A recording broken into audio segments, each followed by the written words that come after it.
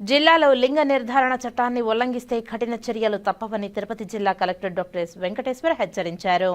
మంగళవారం సాయంత్రం Tirupati కలెక్టరేట్లోని video conference హాల్లో జిల్లా స్థాయి మల్టీ మెంబర్ అడ్వైజరీ కమిటీ సమావేశం నిర్వహించి దిశానిర్దేశం చేశారు. ఈ సందర్భంగా జిల్లా కలెక్టర్ మాట్లాడుతూ జిల్లాలో ప్రైవేటు స్కానింగ్ సెంటర్లను, నర్సింగ్ హోంలు, వైద్యులు అనుమతి లేకుండా నడుపుతుంటే వారిపై చట్టరీత్యా చర్యలు తీసుకోబడతాయని తెలిపారు. ఎట్టి పరిస్థితుల్లోనూ లింగ నిర్ధారణ పరీక్షలకు పాల్పడరాదని, చట్టాన్ని ఉల్లంఘిస్తే కఠిన శిక్షలు ఉంటాయని తెలిపారు. క్షేత్రస్థాయిలో ఉన్న ఏఎన్ఎంలు, ఆశా వర్కర్లు గర్భిణీలకు వైద్య సేవలు అందించే సమయంలో వారికి లింగ వివక్షతపై పూర్తి స్థాయిలో అవగాహన కల్పిస్తూ సృష్టికి స్త్రీ పురుషులు ఇద్దరూ సమానమని, లింగ నిర్ధారణ పరీక్షలు చట్టరీత్యా నేరమని, అటువంటి చర్యలకు పాల్పడకూడదని అవగాహన కల్పించాలని తెలిపారు. జిల్లాలో జన్మిస్తున్న మగ ఆడ శిశువుల నిష్పత్తి ప్రస్తుతం 1901 ఉన్నదని, ఈ సంఖ్య క్రమేపీ తగ్గిపోతే భవిష్యత్తులో ప్రమాదకరమని, కావున ప్రజలు లింగ నిర్ధారణకు పాల్పడరాదని, ఎవరైనా ఇటువంటి చర్యలకు పాల్పడితే తొలిసారిగా 10,000 రూపాయలు జరిమానాతో పాటు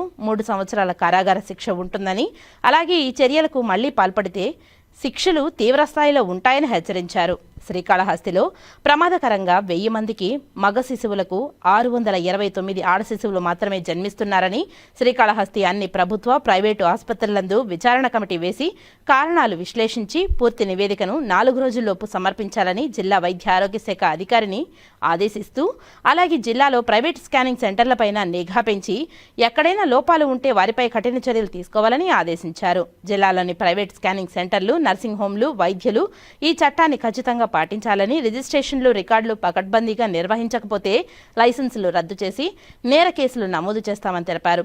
ఆడపిల్లల జననాన్ని రక్షించడం, లింగ వివక్షతను అరికట్టడం సమాజంలో ప్రతి ఒక్కరి బాధ్యత అని కలెక్టర్ పేర్కొన్నారు. మారుమూల గ్రామాలలో ఉన్న ప్రజలకు పీసీపీ ఎన్డీటీ చట్టం అమలుపరచు విధానంపై పూర్తి స్థాయిలో అవగాహన కల్పించి మరింత బలోపేతం చేయాలని సంబంధిత అధికారులను ఆదేశించారు. ఈ కార్యక్రమంలో జిల్లా వైద్య ఆరోగ్య శాఖ అధికారి doctor Balakrishna Naik, DCHS doctor Anandamurthy, DIO doctor Shantikumari, ఇతర అధికారులు, ఎన్జీఓ మెంబర్స్, కమిటీ మెంబర్స్ తదితరులు పాల్గొన్నారు.